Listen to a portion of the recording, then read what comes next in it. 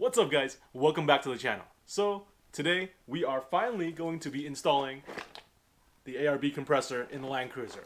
Now as you saw last time with Alex, where she did the unboxing, we have the compressor itself and the air accessories kit.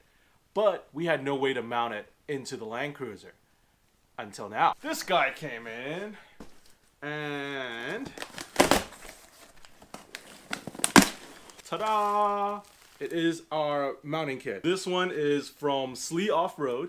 It actually has two purposes. It mounts the air compressor for you, and it holds a second battery if you decide to go that route. Right now, I'm just going to be doing the air compressor. Maybe I'll do the second battery later.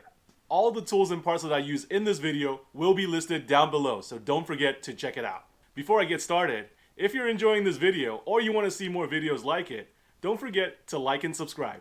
Now, let's get started. Okay, so this is inside the engine bay right between the airbox, which is right here, and the firewall. And this is the power steering fluid. Now this one, on my Land Cruiser, I do not have the automatic height control, so it's a pretty empty space. According to the instructions, unclip the harness. Okay, now I gotta carefully unclip the power steering reservoir. Let's see if we can do this with a little screwdriver. Okay, there's just a little clip right here. Next thing I need to do is unplug the mass airflow sensors. And then we're gonna take out the airbox. So right here, I'm gonna take off the intake.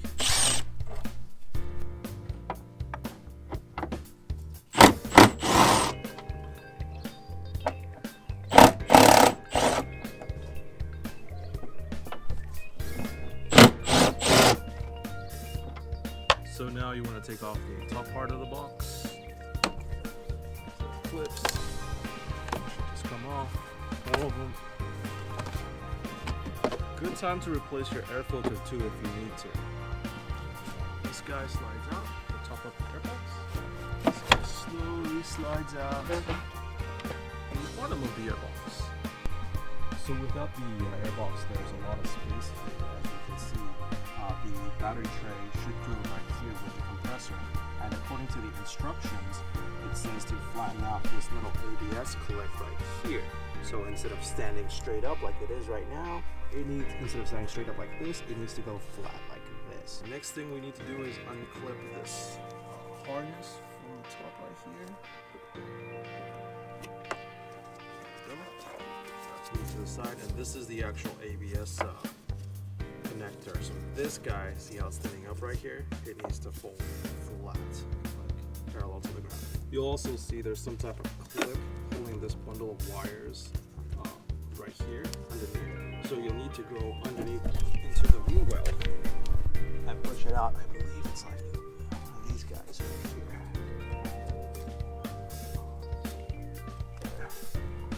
So you wiggle it out.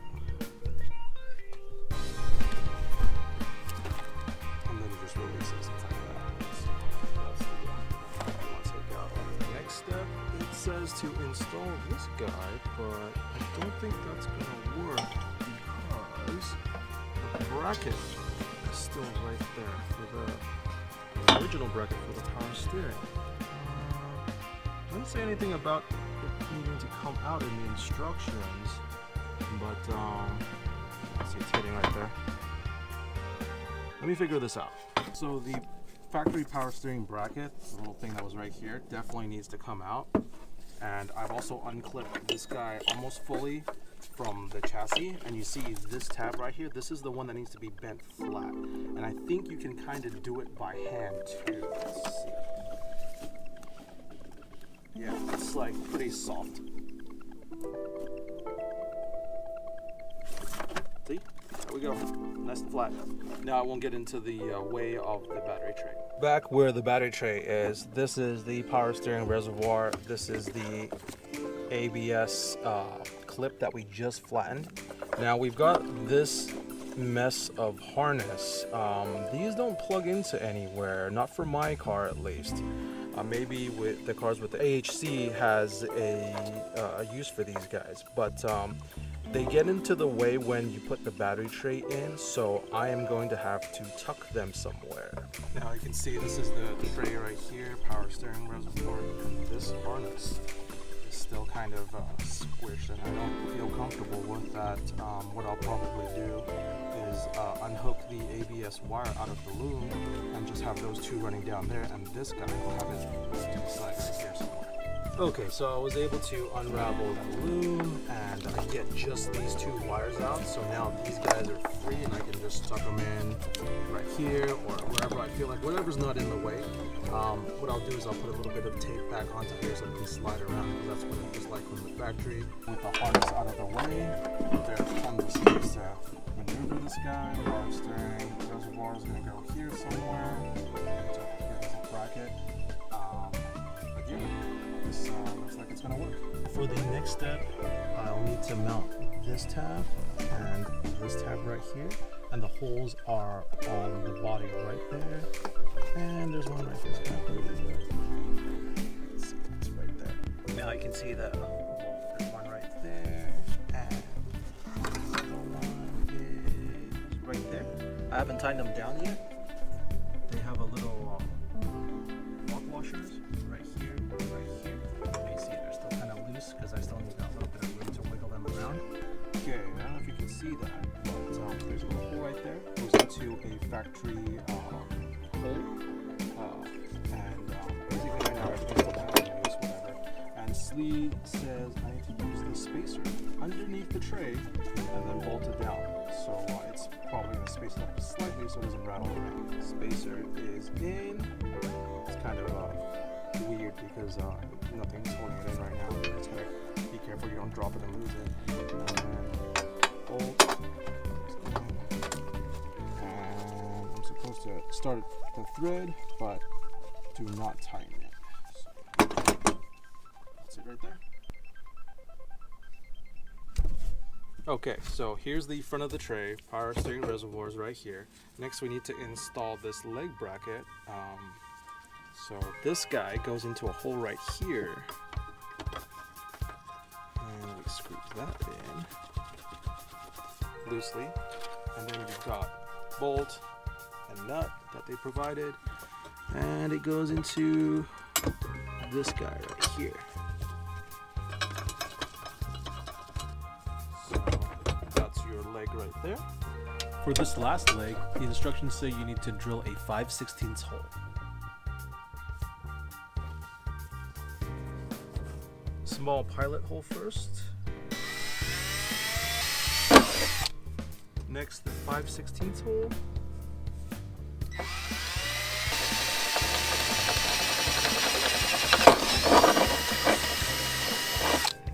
And we put the leg back in, and hopefully the holes line up. It kind of lines up, it's not too bad. Now, last piece of the puzzle for the bracket is the mount for the power steering reservoir. So sleeve comes with this guy right here and some bolts. So we just need to bolt this guy in. It's not fully tight yet, but I'll get around to it once I get the reservoir in there. Because what happens is you need to loosen these clamps so you can rotate the hoses a little bit to get it sitting properly in there.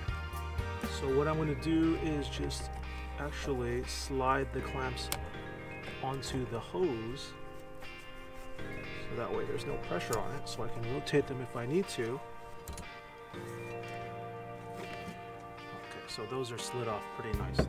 According to the instructions, before I put it into the new bracket, these little corners have to be trimmed a little bit. These ones right here, if you see, it's one of my broken gloves, right there, and on the other side. Okay, so as you can see, everything is mounted correctly. I've got the power steering reservoir that I already put the hose clamps back on. They have a little bit of tension in them, so you can rotate the hoses around or whatnot, but they still have a little bit of tension. So what I did is, just in case the reservoir decided to fly out of the clip, I have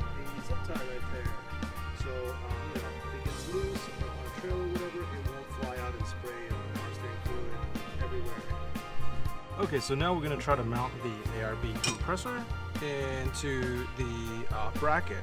Now, the thing that you need to take note of is you want to use these screws from the ARB kit, basically because they have these the little squares at the ends. They go through this through the compressor itself, and then it stays still. So when you're tightening it, you only need to hold, you don't even need to hold this side, you can just tighten the nut from this side. So that's why the slee instructions tell you to use the ARB bolts on this guy. Okay, I have everything mounted here. You see the compressor nicely solid mounted, and the slee bracket actually has 4 holes specifically for the ARB compressor, which is really nice. This is all bolted down now, and then the only thing that was a little bit interesting, so this I still need to find somewhere to put it since I'm not using the second battery right now, and it should go anywhere, it's fine. But the only thing, like I said, was interesting was this, I think it's a horn for the alarm. It used to go in this hole right here. It used to go in, screw in right here on this little 10mm, and it had a little tab that went into the little hole. That actually hits the side of the compressor. So what I had to do was shave off the little tab and just place it to the hole to the side, which was unused. So this works out really good, and the plug is right there. It reaches fine. It doesn't hit anything. Everything's nicely solid mounted. Now, as far as the fittings go, there are 3 pieces that need to be hooked up. The first piece, hook up this guy, which is little T. So where this guy is right here, right there, and basically you screw it in, and one side will be for the air hose, the quick release, this guy, so we can hook up the hose, and the little thing on the side is actually for this guy, which is the pressure sensor. So whenever it hits a specific pressure, it'll shut off. What I'm going to do right now is put a little bit of Teflon tape at the end and screw these guys in. Okay, so we have a little bit of Teflon tape applied. Now we're going to screw this guy in.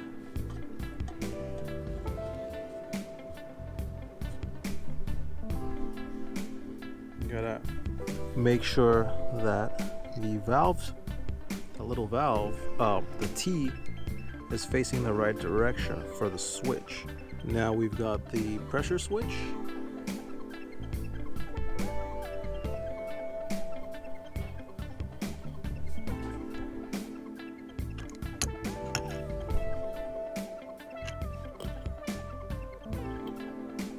Then the last piece of the puzzle is the quick release for the hose, for the air hose.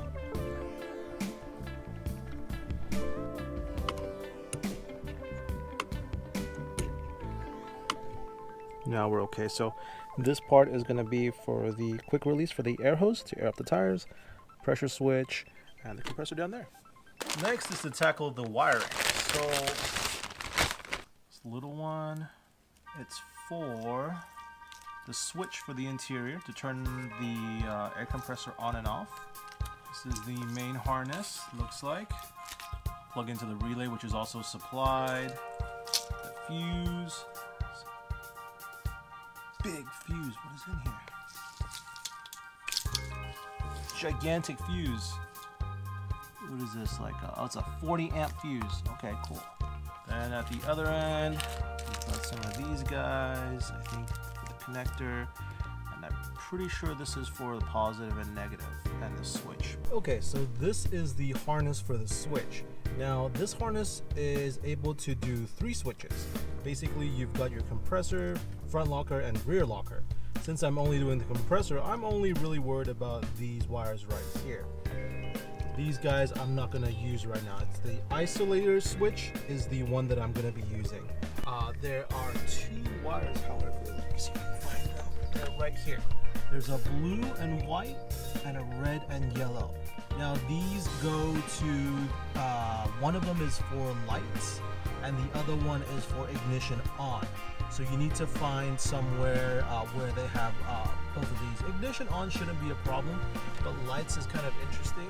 So what I did find was if you take off this panel right here, the bottom kick panel, I guess. It just pulls out after you take off this guy. I know it's a mess right now. But there is this little switch on the 100 series, which isn't plugged into anything, at least not mine. If you check, let's see here. I'll plug in my circuit tester right here. So do one hand, I believe it's the second wire. You turn on the lights, and you have power. Turn it off. There it goes. So that is where I'm gonna tee off, get power for my light. And then as far as ignition goes, any one of these wires, a bunch of these will work for ignition. I'm pretty sure like something here will. I'll test that in a little bit. So as I suspected, for the second click ignition on, I used one of the rear window switches, the little vent switches. And this is the plug right here. You can see right there. This is the plug. And I believe this red wire, let's try it out, is the one. So what you can do is put your key in, second click, and then there we go. You see the light? And then if I turn the car off, on, off, so that's gonna be your power switch right there too. The one that is gonna power the little ARB switch whenever the car is turned on. So it's this guy right here, the second one. Okay guys, check it out. This is the final product installed. The compressor, the slee mount, the area for the extra battery right here if I decide to go that route. I've got the valve right here for the air hose. That's quick release, really cool. I've got the relay for the air compressor right here. And I ran the wire all the way along the top. I haven't zip tied everything yet, but it's all the way along the top. Now this wire is for the switch itself, the switch inside the car. So it goes all the way over there and into the boot. I've got the pressure switch right here. You see the two little, the blue and the red? That's for the pressure switch. So whenever it gets to a certain PSI, it shuts off. Over here you see the rest of the wire. It goes all the way down and it goes through that boot.